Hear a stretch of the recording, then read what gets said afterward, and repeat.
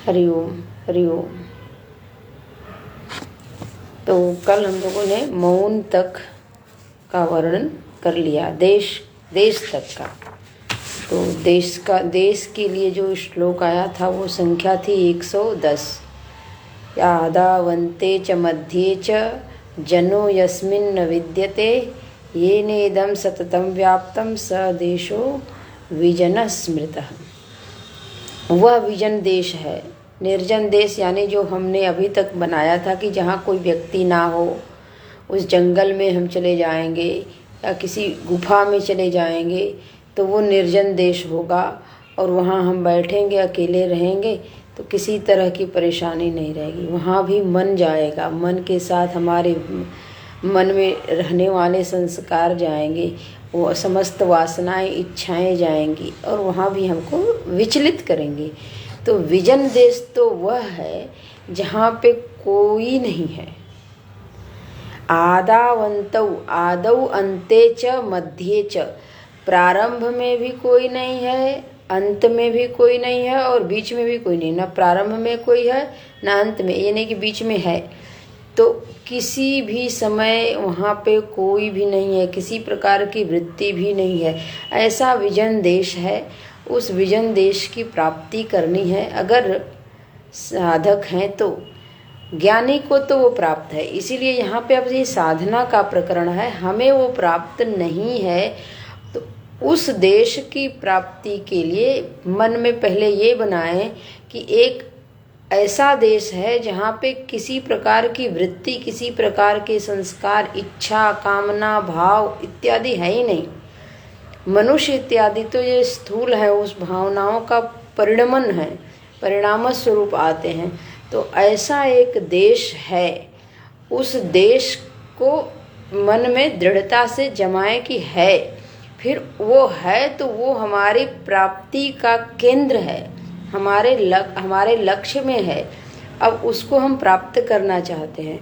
तो यदि विजन देश नहीं प्राप्त है, उसमें तमाम तरीके की चीज़ें आ रही हैं, तो उसका हम निराकरण करें, उसको हम हटाएं।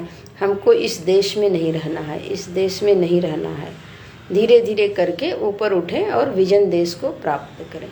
तो यहाँ पे देश का जो वर्णन किया गया कि देश कैसा हमको प्राप्त हो, तो वो निर्जन देश हो जहाँ पे कोई ना हो। विजन यानी निर्जन देश हो जहाँ पे कोई जन ना हो। और वो उसके जन की जब व्याख्या किए तो व्याख्या के अंतर्गत ये हुआ कि वहाँ पे किसी प्रकार की वृत्ति तक का स्पर्श ना हो, कोई संस्कार रह न जाए, सारे संस्कार ज्ञान अग्नि में दग्ध हो जाएं।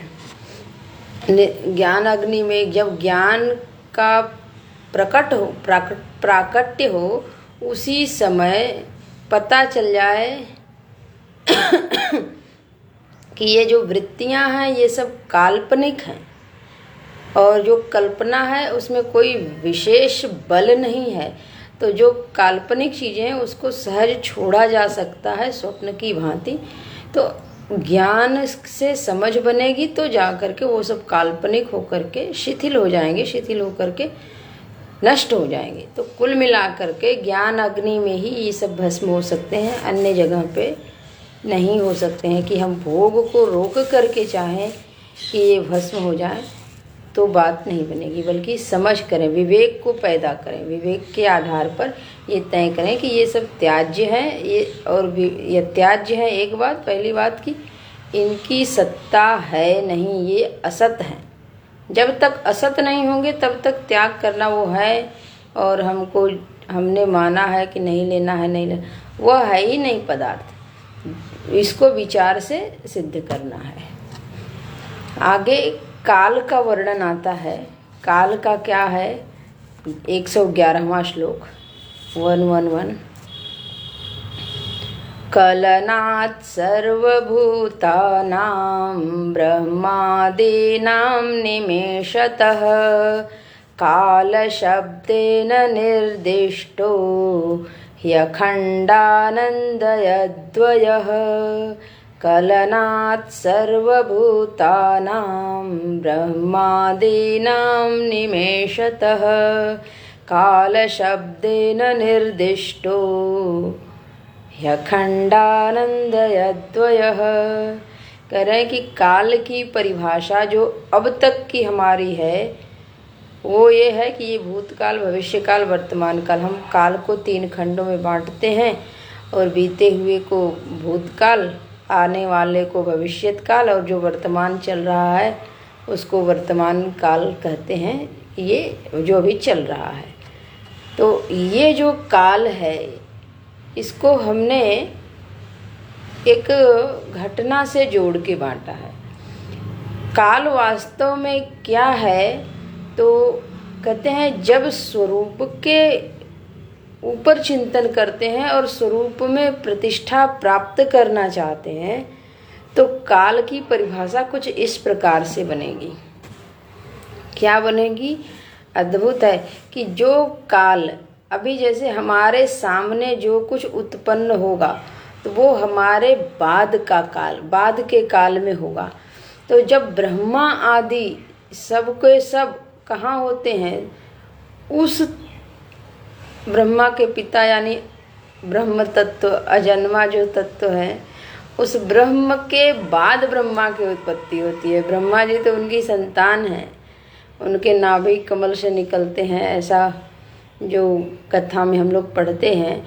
तो पहले वो उनका शरीर है, तो शरीर के बाद नाभि है और फिर वो नाभि में से निकलते हैं, फिर उनकी उत्पत्ति होती है, फिर उनको बोध नहीं होता तो भगवान बोध कराते हैं। यानी उनके बाद का काल है, उनके पहले ही कोई है। तो कह रहे हैं कि ब्रह्मादि नाम, जो ब्रह्मा से लेकर के आदि नाम यानी हम लोगों तक स्थावर पर्यंत जितने भी लोग जन्म लेते हैं, सर्वभूतानाम, ब्रह्मादीनाम सर्वभूतानाम कलनात्, जिस काल से उत्पन्न होते हैं, यानी कि किसी काल में तो उत्पन्न होंगे, काल पहले होगा तभी तो उस काल में उत्पन्न होंगे।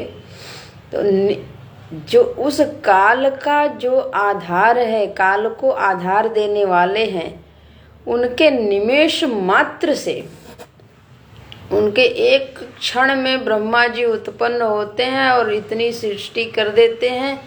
और कितनी ब्रह्मा जी का जो आयु है वो सब बीतता है और उस आयु में हम लोग भी जन्म लेते हैं। ब्रह्मा जी का एक दिन ही 71 चतुर्युगी कैसे गणना करके कितना बनाया जाता है, उसको विचार करें हम लोग। और उसमें हम लोगों के जीवन का जो काल है वो कितनी बार आ गया चला गया, हम तो इसी कलयुग में कितनी बार जन्मेंगे पता नहीं। तो ये जो जन्म है ये 5 भौतिक शरीर का बनावट होती है और ये बिखर जाता है। तो वो अत्यंत अत्यंत काल के आधार पर, किसके? ब्रह्मा जी के काल के आधार पर अत्यंत तुच्छ है, उसकी गणना करना बड़ा कठिन है कि कितने देर तक का है। और उस ब्रह्मा जी की आयु ब्रह्म के संदर्भ से कितने देर की है? निमेषतः, निमेष मात्र है।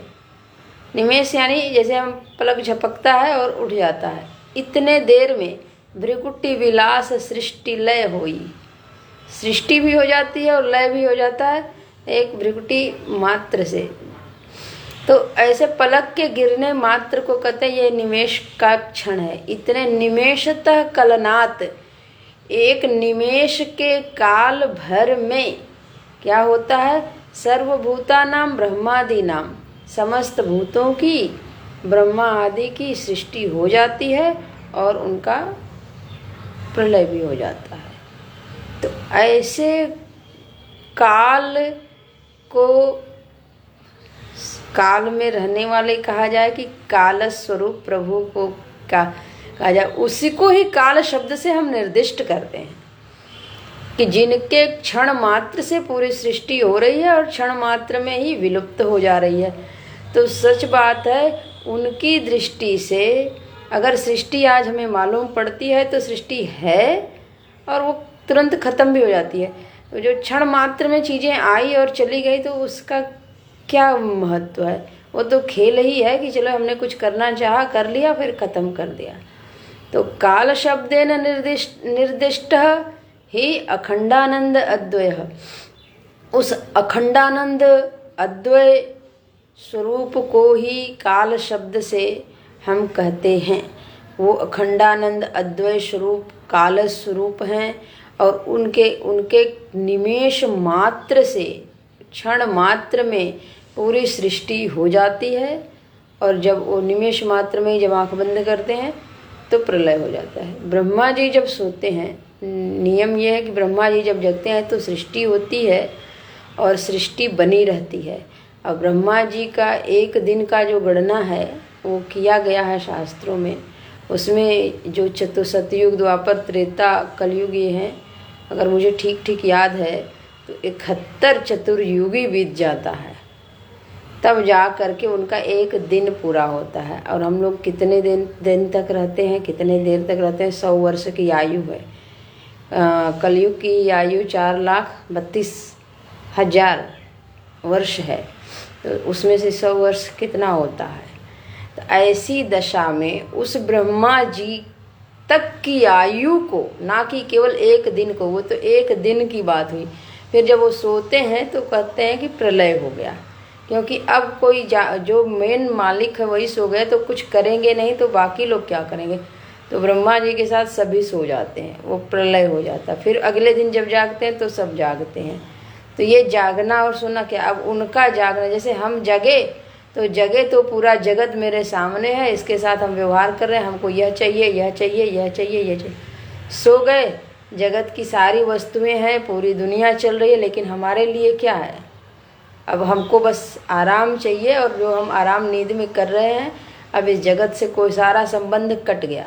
फिर अगले दिन जब जगेंगे तब देखेंगे कि क्या करना है, क्या नहीं करना है। तो वैसे ही ब्रह्मा जी करते होंगे।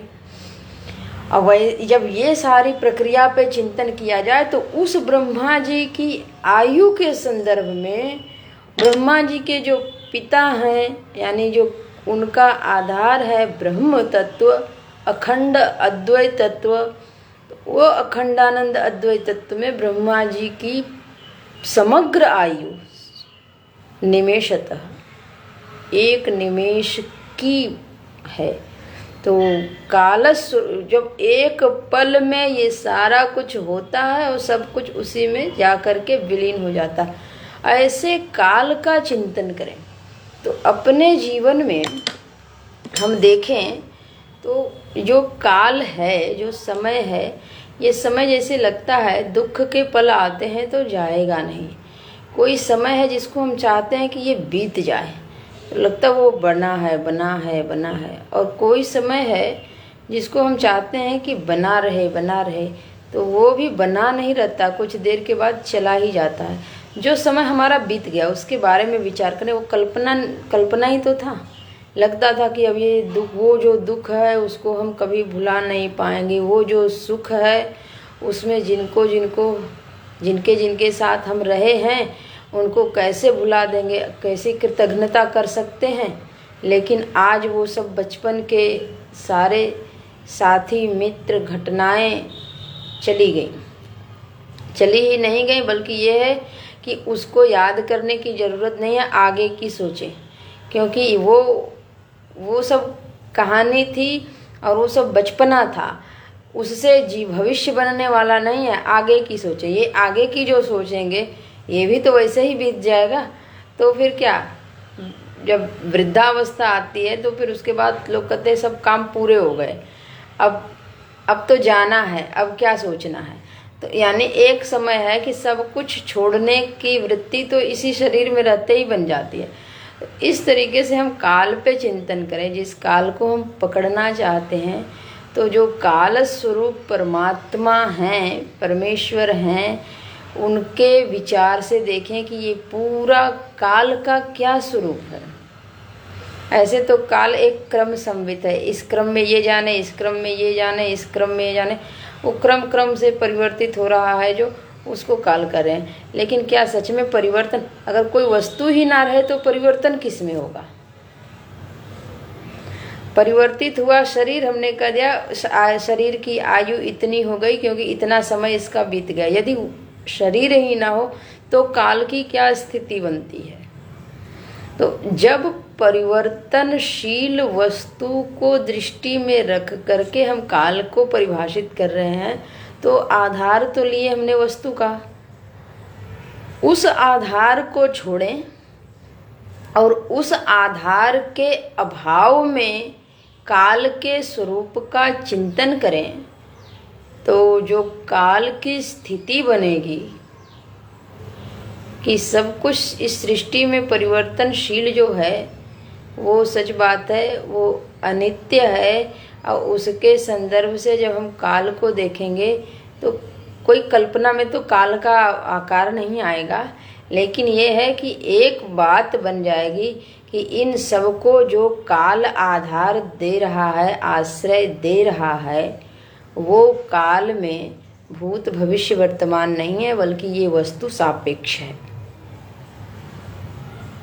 तो काल को हम 3 खंडों में जो विभाजित कर रहे हैं, या उसको और सूक्ष्मता से देखते हैं, संस्कृत व्याकरण में उसको 5 से 10 कर दिया जाता है।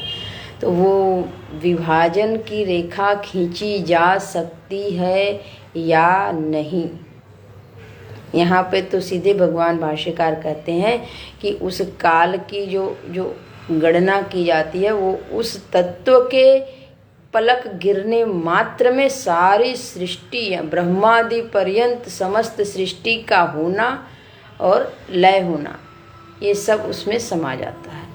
तो अगर हुआ है तो ये देखा जाए, अन्यथा वो काल स्वरूप अखंड स्वरूप हैं, अद्वितीय स्वरूप हैं। तो इस तरीके से काल की गणना कर भगवान भाष्यकार ने स्पष्ट किया कि काल का चिंतन कुछ इस प्रकार से हो कि उसमें वस्तु सापेक्ष नहीं, बल्कि वस्तु निरपेक्ष काल की तरफ हम दृष्टि डालें। काल है, लेकिन काल वस्तु सापेक्ष ना होकर के बिना वस्तुओं के कैसा है, ऐसा चिंतन करें। तब जाकर के ये जो प्रश्न होगा, ये जो संशय होगा, उस संशय के गर्भ से हमको उत्तर की प्राप्ति होगी।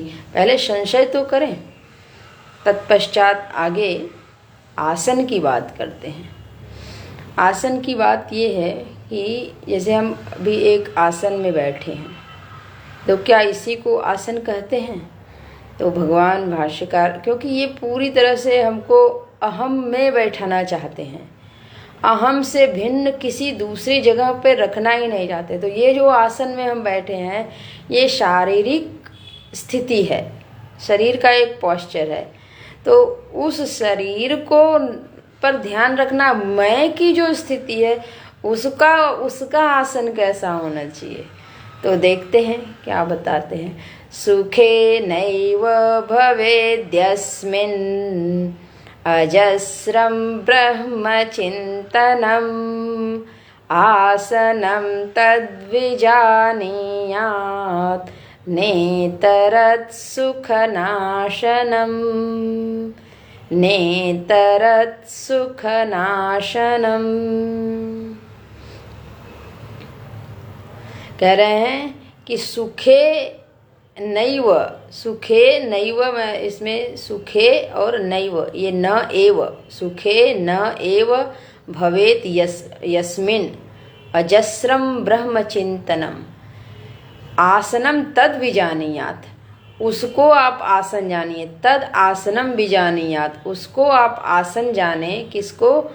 सुखेन भवेत यस्मिन, जिसमें सुख हो, जिसमें हमें सुख की अनुभूति हो। तो जैसे हम ऐसे बैठे हैं तो सुख की अनुभूति हो रही है, लेकिन उस सुख में एक शर्त है, अजस्रम, वो अजस्र हो। अजस्र का अर्थ है अविच्छिन्न हो।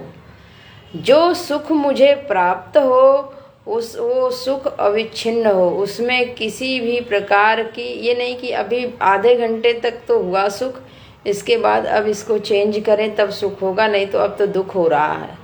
किसी एक वस्तु में सुख मिला, अब इसको अधिक भोग करेंगे तब तो दुख हो जाएगा। अजस्रम, एकदम अविच्छिन्न रूप से हमको सुख की प्राप्ति हो, और उस सुख में हमारा जो चिंतन हो वो विषय चिंतन ना हो करके ब्रह्म चिंतन हो। ब्रह्म का चिंतन हम कर सकें, अहम का चिंतन कर सकें, ऐसे आसन में बैठें। तो आसन में बैठने का तात्पर्य ये नहीं कि हम एक जगह बैठे रहें, तो हम अपने चित्त को उस जगह पे बिठाएं कि उस चित्त का आसन लग जाए और उस आसन में चित्त में निरंतर ब्रह्म चिंतन चलता रहे। और ब्रह्म चिंतन चलता रहे, साथ ही साथ ब्रह्म चिंतन के परिणाम स्वरूप ब्रह्म का अर्थ प्रस्फुटित हो, ब्रह्म का अर्थ प्रकट हो। ब्रह्म का अर्थ प्रकट होगा तभी वो आनंद की प्राप्ति होगी, सुख की प्राप्ति होगी। सुख में बैठे, उस सुख की हमारे भीतर प्राप्ति होवे, तब जा करके हम आनंद में हैं, हम ब्रह्म चिंतन कर रहे हैं। जो आसन लगना चाहिए, जहाँ पे लगना चाहिए वहाँ पे मेरा आसन लगा है। अन्यथा हमारा आसन संसार में लगा है, हमारा आसन अपने घर में लगा है जो भौतिक घर है, और हमारा आसन अपने परिवार में लगा है। हमारा आसन कहाँ लगना चाहिए? हमारा आसन उस ब्रह्म देश में लगना चाहिए जो मेरा अपना निजी घर है, जहाँ मुझे वास्तव में जाना है, जहाँ उस जा करके मुझको स्थायी रूप से, शाश्वत रूप से सदा निवास करना है, फिर लौट करके आना नहीं है। वहाँ एक बार पहुँच जाएंगे तो फिर वहाँ से लौटना ही नहीं होता है। तो उस घर में आसन लगे। एक दिन जैसे किराए का मकान है, अभी यहाँ सब लगाए, फिर बदलना है इसको, वहाँ लगाए फिर बदलना है। अरे कोई एक ऐसा अपना मकान हो जाए जहाँ एक बार सब लग जाए तो फिर बदलना ना पड़े।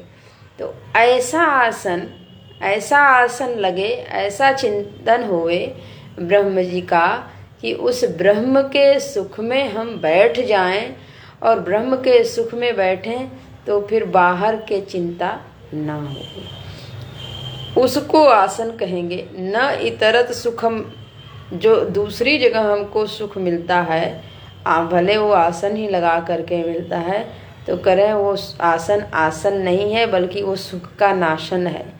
वो हमारे सुख को कुछ देर तक देगा, उसके बाद वो हमको पीड़ा ही देने वाला है। तो यहाँ पे निदिध्यासन के अंतर्गत हमको जब आसन की बात करें तो भी हम अहम में बैठने की बात सोचें कि हमको बैठना है अपने अहम में, अपने शुद्ध स्वरूप में, मैं का जो स्वरूप है। दृग्दृश्य विवेक के लास्ट में एक श्लोक आता है कि समाधि का प्रकरण चलता है। वो समाधि लगे तो क्या वो बैठ करके एक जगह नहीं, हम चलते फिरते घूमते का सभी काम करते, व्यवहार में व्यवहारिक कार्य करते। प्रारंभ में वो व्यवहारिक सत्ता मालूम पड़ती है, धीरे धीरे जब ब्रह्म चिंतन करते तो वही व्यवहारिक सत्ता में हम कार्य तो करते हैं, लेकिन उसमें हमारी वो प्रगाढ़ता नहीं रहती कि ये मेरा है, बल्कि ईशावास्यम हो गया, बल्कि वो ये हो गया सब ब्रह्ममयम हो गया। तो ब्रह्म का कार्य ब्रह्म ही कर रहा है, ब्रह्म से भिन्न कुछ नहीं है। आत्मनि एव आत्मना तुष्ट।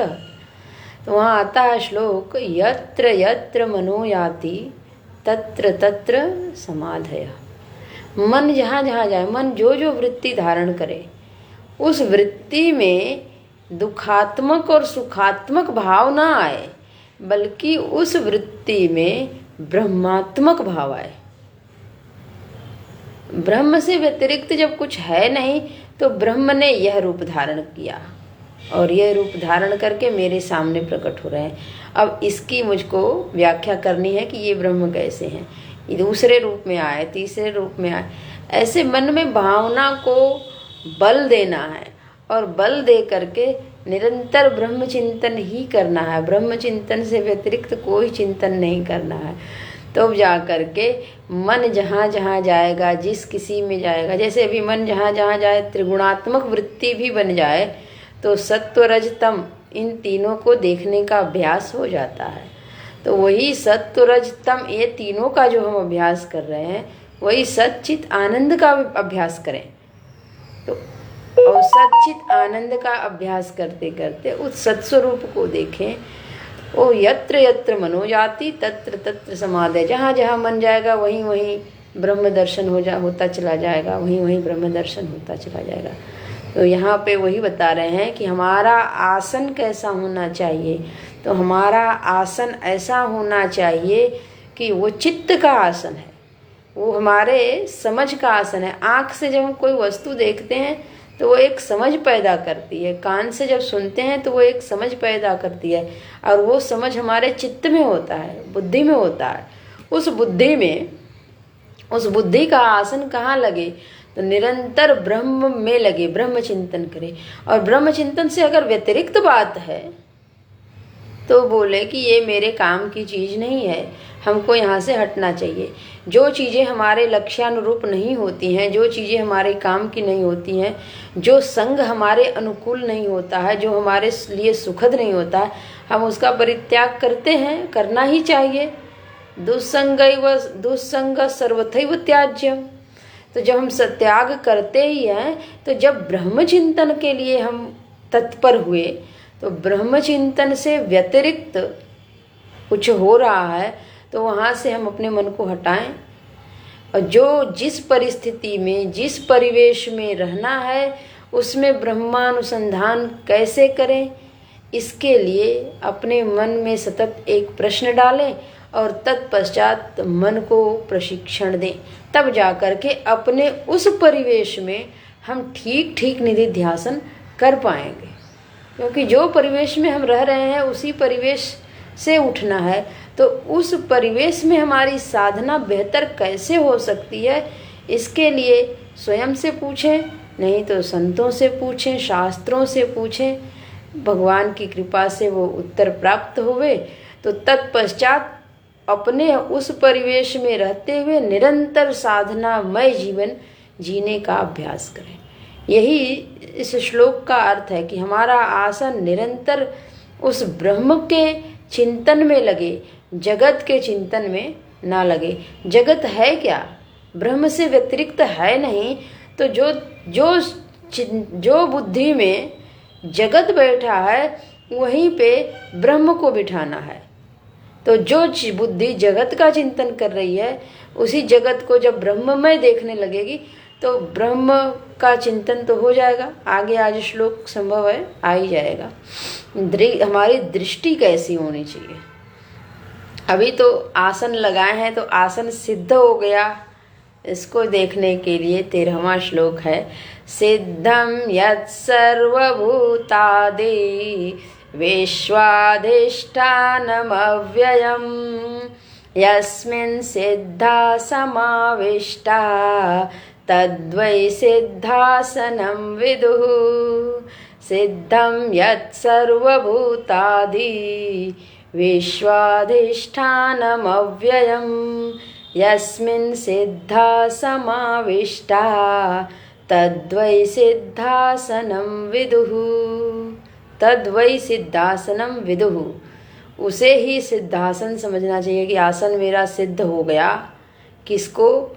यस्मिन् सिद्धा समाविष्टा, जिसमें सभी लोग आ करके, सभी आसन, जो आसन हमने किया है, जो अभ्यास किया है, सब आकर के समाविष्ट हो जाएं, प्रवेश कर जाएं, सब उसी में आकर के स्थित हो जाएं। वो किसको सिद्ध किया है? तो कह रहे हैं कि हमने उस अव्यय तत्व को समझने की सिद्धि की है, उस अधिष्ठान तत्व को समझने की सिद्धि की है। तो विश्वाधिष्ठानम अव्ययम, अधिष्ठानम अव्ययम, जो अधिष्ठान तत्व है वो तत्व अव्यय है, वो व्यय नहीं होता है। इसलिए वो जैसा प्रारंभ में था वैसा अभी भी है और वैसा ही वो आगे भी रहेगा। क्योंकि वो अव्यय तत्व है, ये नहीं कि अब हम तो अधिष्ठित हो गए, क्या पता आगे वो वैसा रहेगा कि नहीं, आगे भी रहेगा।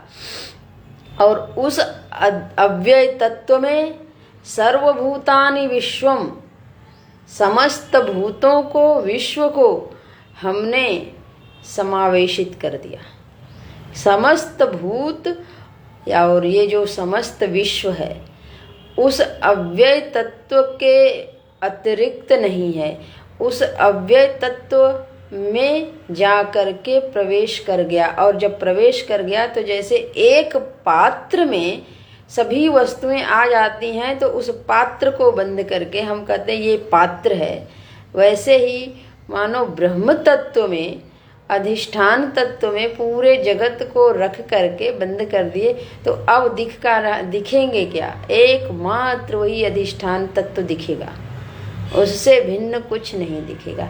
उसको फिर जैसे ही हम खोल देंगे फिर उसमें से सबको एक एक करके, तो उसको समझिए कि वो बीजावस्था है और उसी बीज से फिर अंकुर निकला और फिर सब प्रकट हो गए। अभी हमको क्या करना है?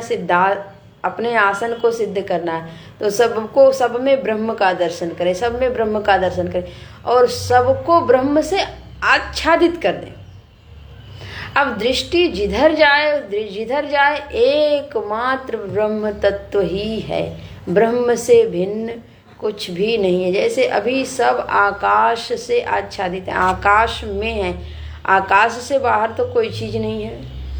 ठीक ऐसे ही ये आकाश भी उत्पन्न हुआ है, कार्य है, और इसका कारण ब्रह्म तत्व है। तो वो ब्रह्म तत्व से सबको आच्छादित कर दें। ईशावास्यम नहीं, ब्रह्मावास्यम, ब्रह्म से आच्छादित कर दें। और जब ब्रह्म से ये सब भर जाएगा तो अब दृष्टि जिधर जाएगी वहाँ ब्रह्म को देखेगी। ब्रह्म की उपस्थिति में, ब्रह्म की उपस्थिति में, ब्रह्म की उपस्थिति में ये है, ये है, ये है, ये है। तो फिर धीरे धीरे करते करते वो भी हट जाएगा। ब्रह्म ब्रह्म ही है, ब्रह्म ये है तो क्या ब्रह्म है।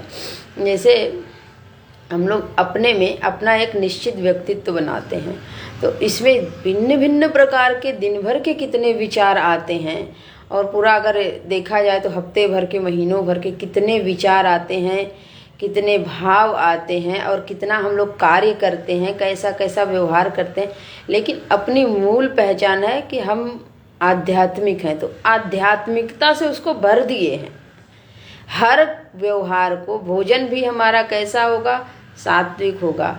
उठना, बैठना, बोलना, कार्य करना, व्यवहार करना, पढ़ना, लिखना, आना जाना सब होगा, लेकिन पूरा वो धर्मानुकूल होगा। तो कैसा, क्या कहा जाएगा कि पूरा का पूरा आचरण धर्म से आच्छादित है, धर्म से भरा हुआ है, सदाचार से संपन्न है। तो उसमें सदाचार देखा कहाँ हमने? देखने का अभ्यास कैसे किया? पहले हमने सदाचार को समझा, सदाचार क्या है, फिर हर क्रियाकलाप में ऐसा आचरण किया जाएगा तो उसको सदाचार ही कहा जाएगा। तो वो हम चाहे सोते हों, जागते हों, उठते हों, बैठते हों, सदा सोना भी अगर सही समय से हम सो रहे हैं, सही समय से जग रहे हैं, सही स्थान पे सो रहे हैं, सही लोगों से मिलना, सही लोगों से बातचीत करना, सही तरीके से बोलना, सही कार्य करना, तो ये सब कार्य की विविधता तो है, लेकिन उस विविधता के बाद भी वो सबके सब कार्य किससे आच्छादित हो गए? सदाचार से आच्छादित हो गए।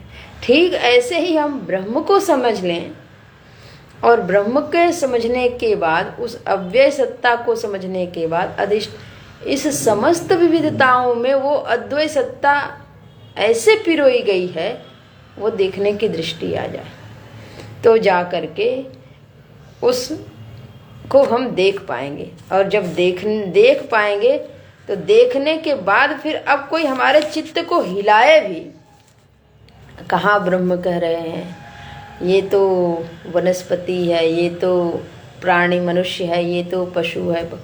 अब कोई हिलाए भी तो मेरा चित्त हिले नहीं। हाँ ये सही है, ये यही है जो आप कह रहे हैं, लेकिन इसमें इस कारण से हम ब्रह्म कह रहे हैं। जैसे अभी हमने सदाचार का उदाहरण दिया कि जैसे हाँ ठीक है, यह व्यवहार ही हो रहा है और ये व्यवहार ऐसा ही किया गया है, लेकिन इसको इस कारण से हम सदाचार कह रहे हैं, ये सद व्यवहार ही है। तो वैसे ही हमारी वो निष्ठा पक्की हो जाए, हमारा वो बोध पक्का हो जाए, जिसके आधार पर हम ये जान सकें कि यही ब्रह्म का स्वरूप है, और जो ब्रह्म का स्वरूप है वही अहम का स्वरूप है। अहम यानी वही मैं हूँ, मेरे से मुझसे भिन्न ब्रह्म कुछ दूसरा तत्व नहीं है। तब जा कर के वो आसन जो अभी हम लोग लगा रहे थे, यानी उस अहम के लिए प्रयास करना है, जहाँ जहाँ मन जाए अहम का खोज करना है। इसमें अहम कैसे है, युक्ति लगानी है, फिर श्रुति को लाना है, फिर अपने अनुभव के स्तर पे। अब वो अनुभूत इतना हो जाए कि चित्त हिले नहीं, तब जा कर के आसन सिद्ध हो गया। ये सिद्धासन है भगवान भाष्यकार की दृष्टि में, और ये आसन सिद्ध करना है, ना कि वो आसन सिद्ध करना है तो जब तक ये शरीर है तब तक ही सिद्धि है, उसके बाद की क्या गति होगी वो कर्मानुसार गति होगी। अगर ये आसन सिद्ध हो गया तो ये सिद्धासन सदा के लिए हो गया, फिर इस आसन से कोई कभी भी हिला नहीं सकता है।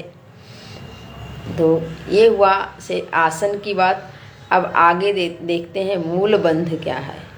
यन्मूलं सर्वभूतानां यन्मूलं चित्तबन्धनं मूलबन्धः सदा सेव्यो योगोऽसौ राजयोगिनां। यन्मूलं सर्वभूतानां यन्मूलं चित्तबन्धनं मूलबन्धः सदा सेव्यः योगोऽसौ राजयोगिनाम्। करें यन्मूलं सर्वभूतानाम यानी आकाश आदि से लेकर के स्थावर पर्यंत समस्त भूतों का जो मूल है वो मूल तत्व ब्रह्म ही है।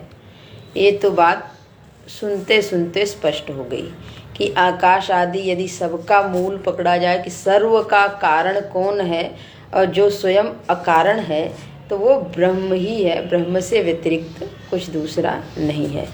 दूसरा कहते हैं यन्मूलम चित्त बंधनम, और ये जो हमारा चित्त है इसका क्या है, तो करें ये जो चित्त है ये अज्ञान के कारण तो चित्त उत्पन्न हुआ और है, तो अज्ञान इस चित्त में भरा हुआ है, और इसका जो मूल है, चूँकि चित्त की उत्पत्ति हुई और चित्त है मेरा, तो अज्ञान के कारण चित्त है, तो ये अज्ञान है, और इस अज्ञान का योग करा दें, इसको बांध दें मूल बंध से, यानी जो ब्रह्म तत्व है, चित्त को बांधना है उस ब्रह्म से जो सर्व का कारण है और स्वयं अकारण है।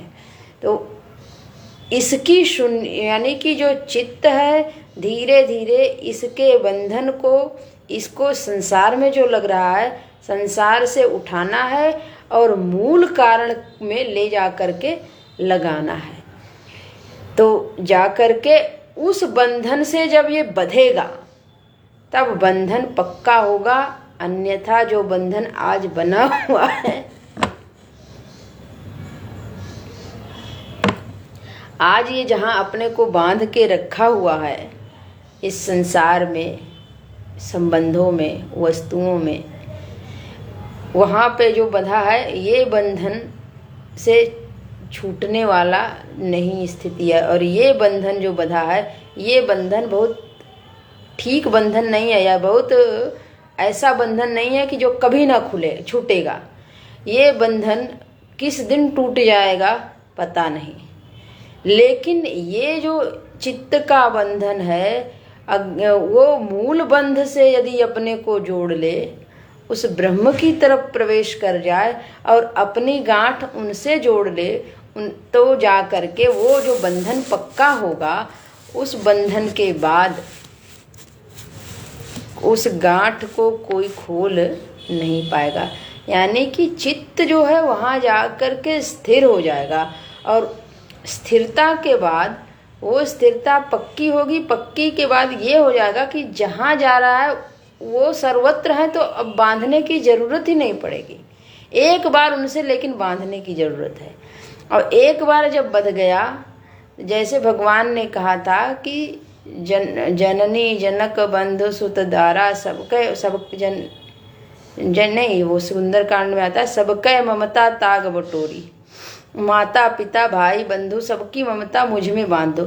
फिर जब भगवान में बंध जाएगी तो उसके बाद अब जिधर दृष्टि जाएगी सब भगवान को ही देखने की दृष्टि प्राप्त हो जाएगी कि इनमें भी भगवान है, इनमें भी भगवान है, इनमें भी भगवान है, इनमें भी भगवान है। भगवान की एक बार पहचान हो जाए, फिर उसके बाद अभी जब सबके यहाँ हम बांध के रखे हैं तो भगवान की तरफ भी बांधे हैं, इनको भी समय देना है, इनको भी समय देना, इनको भी समय देना, इनको भी समय देना और भगवान को भी समय देना है। लेकिन हम भगवान को टोटल समय दे दें, भगवान को समझ लें, तो फिर सर्वत्र भगवान का ही ये व्यापक रूप है। फिर जो समय जिसको देंगे वो भगवान को ही दे रहे हैं, भगवान से व्यतिरिक्त तो कुछ है ही नहीं। ठीक ऐसे ही इस चित्त को यदि स्थिर करना है और बांधना है तो उस मूल तत्व में बांधें, और मूल तत्व में बांधें तो जो अज्ञान के कारण ये पृथकता मालूम कर रहा है, उसमें जब बोध आ जाएगा तो ये पृथकता के भाव मिट जाएंगे, और पृथकता का भाव मिटते ही मूल कारण से संबंध हो जाएगा, और मूल कारण का बोध होते ही सर्वत्र वो मूल कारण विद्यमान है ये पता चल जाएगा। जब सर्वत्र विद्यमान है तो बंधन क्या, वो सब जगह जहाँ जा रहा है चित्त, वहाँ जिनसे बंध रहा है वो उन्हीं से बंध रहा है, किसी और से बंध नहीं रहा है।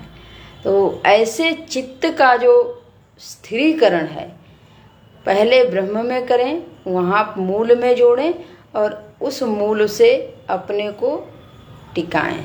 तो ऐसा कार्य करते हैं तो कहते हैं ऐसा करने के बाद फिर आप इस जगत में रहें। दृष्टांत बढ़िया देते हैं, कहते हैं राजयोगी नाम योग असौ, राजयोगियों ने भी ऐसे ही योग किए हैं। राजयोगी यानी जो राजा भी हैं और योगी भी हैं, जैसे राजर्षि बोलते हैं, राजा भी हैं और ऋषि भी है।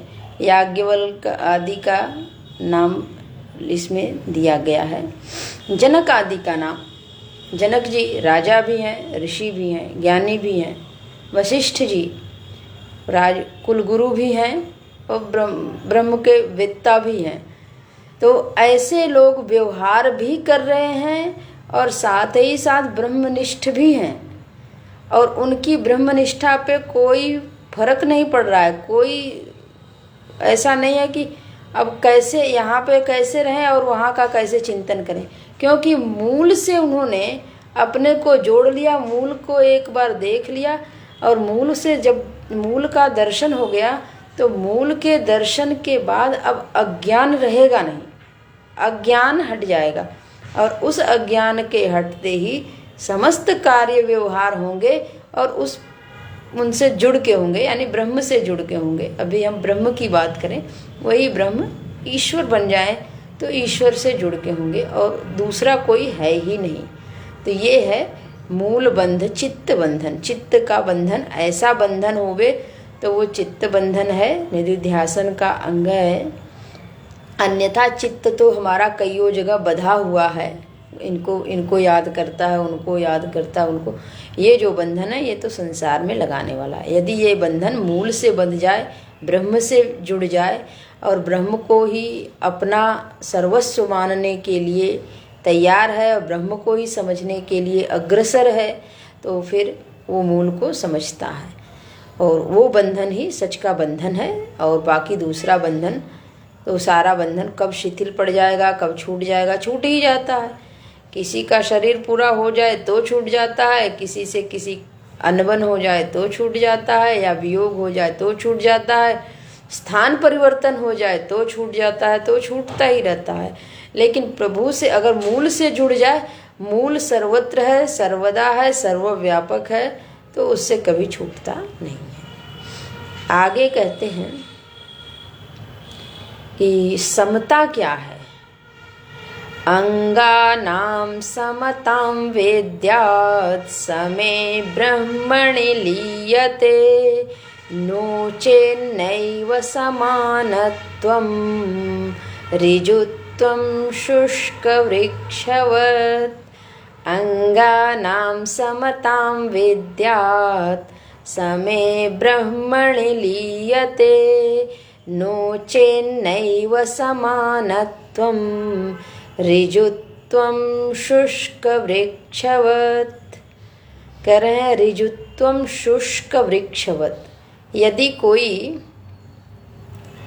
समता के माने ये समझे कि एकदम सीधा समान दृश्य से खड़ा होना है या बैठे रहना है, सीधा रहना है, तो कह रहे हैं ये जो है ये वृक्ष की भांति है, शुष्क वृक्षवत।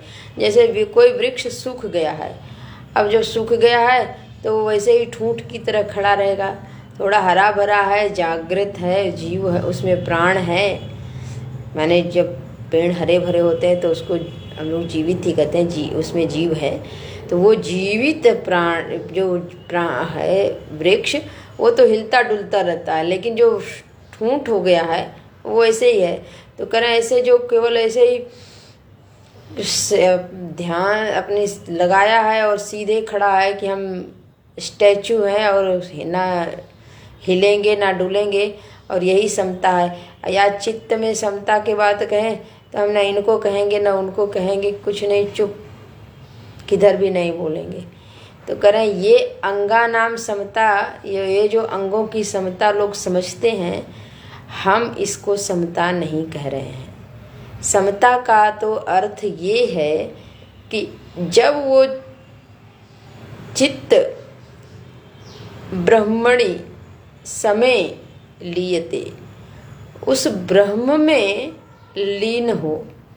और वो ब्रह्म कैसा है, तो वो सम रूप से सब जगह है। गीता जी में भी एक श्लोक आता है, विद्या विनय संपन्ने ब्राह्मणे गविहस्तिनि शुनिचैव स्वपाके च पंडिता समदर्शिनः। तो वो सब में सम भाव देखते हैं कि इसमें भी वही ब्रह्म तत्व है, इसमें भी वही ब्रह्म तत्व है, इसमें चाहे वो कोई भी हो। तैसे ही यहाँ पे बताते हैं कि विद्यात, ज्ञान से ब्रह्म में जब कोई लीन होता है तब जा कर के उस चित्त में जो समता प्रकट होती है और सब में एक बोध उत्पन्न होता है कि ये ब्रह्म ही है, ब्रह्म से व्यतिरिक्त कोई दूसरी सत्ता नहीं है, उसको तो हम समता कहते हैं। लेकिन जो समान सूखे माने ऐसे सीधे अपने अंगों को सीधा करके बैठता है और कहता है कि देखिए सांस को सम करो, उसमें चित्त को सम करो, किसी प्रकार का विक्षेप ना आए। तो धीरे धीरे जैसे हम धीरे धीरे चित्त को और सांस को सम करने लगते हैं तो शरीर के भीतर हमारे रक्तों का जो संचार है वो भी सम होने लगता है। तो ये जो समता है इसको समता नहीं कहते हैं। ये तो क्योंकि ये क्षणिक है, ये अभ्यास से आती है, प्रयास से आती है। और ये प्रयास से आने वाली जो समता है वो जब हमारा प्रयास शिथिल होगा और जिस समय हम प्रयास करने के योग्य नहीं रहेंगे, जिस समय हमारी समझ नहीं, अभी जैसे हमारी समझ है, एक समय शरीर साथ नहीं देगा तो हम चाह के भी नहीं कर सकते हैं, एक समय चित्त में भी इतनी समझ नहीं होती है। और जब आयु बढ़ती है तो लोग कहते हैं ना अब इनकी समझ घट रही है, 60 साल के बाद लोग ऐसे हो जाते हैं। तो वैसे ही जब समझ नहीं है तो समता को कैसे स्थापित करें।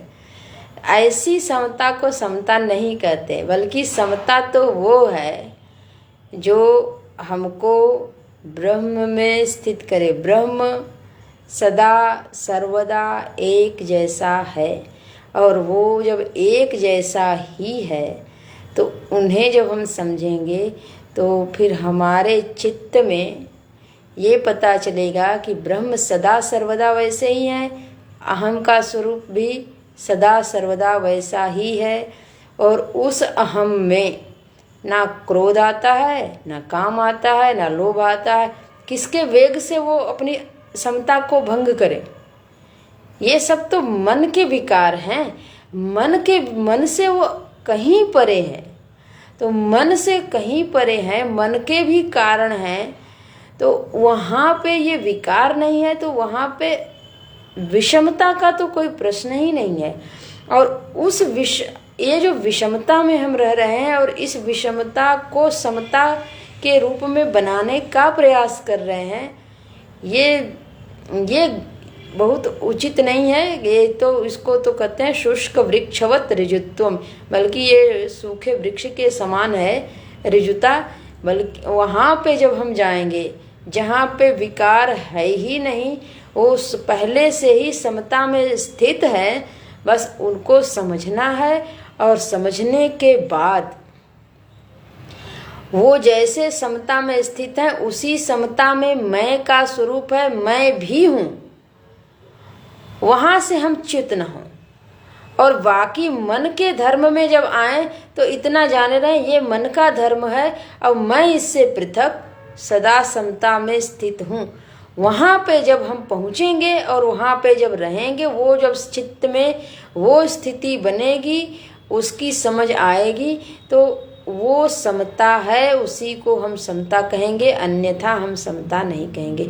और उस समता के लिए वो समता सदा एक रस सदैव बनी रहती है। उस समता को समझने के लिए हमें प्रयास करने की ज़रूरत है कि ऐसी कौन स्थिति है जहाँ समता निरंतर रहती है। तो करें कि उसको जानिए। जो जानता है, जो उसके जानने का अभ्यास करता है, वही निधिध्यासन कर रहा है, उसी का ये अंग धीरे धीरे करके पुष्ट होगा। और जब पुष्ट होगा तो ब्रह्म में स्थिति बन जाएगी। ब्रह्म में स्थिति यानी अप्रोक्षानुभूति की स्थिति बन जाएगी। अहम की अप्रोक्ष अनुभूति होगी कि ये तो मैं की बात की जा रही है, मैं सदा से ऐसा ही था, मैं कभी बिगड़ा नहीं, मैं में कभी विषमता आई नहीं, मैं में कभी विक्षेप नहीं आया। और जब विक्षेप नहीं आएगा तो हम लोग एक शब्द और दिमाग में ले लें कि अव्यक्त प्रकृति से व्यक्त होता है ये जगत। ब्रह्मा जी भी व्यक्त होते हैं, तो फिर धीरे धीरे सब कुछ व्यक्त होता है। और वही ब्रह्मा जी से पहले यानी प्रकृति जो होती है वो अव्यक्त होती है। उस अव्यक्त के अधिष्ठान स्वरूप ब्रह्म है। तो जो अव्यक्त के भी पीछे हैं, अव्यक्त के भी कारण हैं, वो इस विक्षेप रूप व्यक्त दशा को, व्यक्त दशा में कैसे रहेंगे और विक्षेप में उनकी स्थिति को हम सम बनाने का अभ्यास करें, तो ये एक प्रयास है। और जो बनेगा वो तो कुछ दूसरा ही चीज़ है। ये भी बात तो स्पष्ट हो गई कि वो नहीं हो करके कुछ दूसरा है, तो इसलिए दूसरे को हम बनाने का प्रयास कर रहे हैं। उससे पृथक वो तत्व है जो अहम तत्व है। तो ऐसे दृष्टि को हम बार बार व्यक्त से अव्यक्त और अव्यक्त से अव्यक्त के कारण अहम तक ले जाएं और उस अहम का अन्वेषण करें। तो नियम से भी हमको वही अन्वेषण करना है, नियम से भी वही खोज करनी है, मौन से भी हमें वही खोज करना है, काल से भी हमें वही खोज करना है, त्याग के संदर्भ में जब बताए तो वही करना है, आसन है, मूल बंध है, देह की समता। आगे नेत्र की स्थिति बताएंगे। नेत्र की स्थिति में ही ये बढ़िया श्लोक है कि दृष्टिम ज्ञानमयीं कृत्वा पश्येत ब्रह्ममयम जगत। जब ज्ञानमयी दृष्टि होगी तब ये जगत ब्रह्ममय दिखेगा। अन्यथा ये जो केवल हम दृष्टि नासिका के अग्रभाग में करते हैं, ये कोई विशेष लाभ देने वाली नहीं है। लेकिन ये प्रारंभिक साधना के लिए लाभ देने वाली है। बात प्रारंभिक साधना की नहीं की जा रही है, बात अप्रोक्षानुभूति की जा रही है, बात अहम की जा रही है। इसलिए जब हमारी कक्षा ऊंची हो जाती है तो फिर नीचे की कक्षा की बातें साधारण सी जान पड़ती हैं। फिर जो साधारण बातें हैं उसी पर अपने चित्त को, अपने बोध को, अपने लक्ष्य को फोकस करना, ये उचित नहीं है कि हम उसी को समझें। जब हमारी कक्षा ऊंची हो गई तो इसको भुलाए बगैर, इसको बिना ये हटाए, ये जाने ना कि इसकी स्थिति ऐसी है, लेकिन इससे ऊपर की स्थिति कैसी है उसके लिए प्रयास करें। तो यहाँ बात अहम की जा रही है, इदम की हो चुकी, और इदम को कैसे निराश करना वो भी बता दिया गया। अब बात अहम की जा रही है, इसलिए अहम को हम देखें, अहम को ही समझें। तो जब नासिका के अग्रभाग पर ध्यान करने के लिए मना किया जाता है तो वो इसका तात्पर्य है कि हमारी एकाग्रता सिद्ध हो गई है। वो एकाग्रता के लिए किया जा रहा है कि अन्य देशों का त्याग हो जाए, कम से कम यहाँ अपने तक से दृष्टि आए, फिर धीरे धीरे वो भीतर जाए। और भीतर जाए यानी और का त्याग करे और भीतर जाए। तो ये इतना तो हमारा सिद्ध हो चुका, इतनी तो प्राप्ति हो गई, तब हम अहम की बात कर रहे हैं। तो यहाँ पे ये श्लोक दृष्टि के संदर्भ में है कि हमारी दृष्टि कैसी होनी चाहिए, हम देखें भी तो कैसे देखें, उसको हम लोग कल की कक्षा में देखेंगे। आज की कक्षा में ये पूरी करते हैं। हरिओम। ओम पूर्णमदः पूर्णमिदं पूर्णात् पूर्णमुदच्यते पूर्णस्य पूर्णमादाय पूर्णमेवावशिष्यते। ओम शांति शांति शांतिः। हरिः ओम। श्री गुरुभ्यो नमः। हरिः ओम।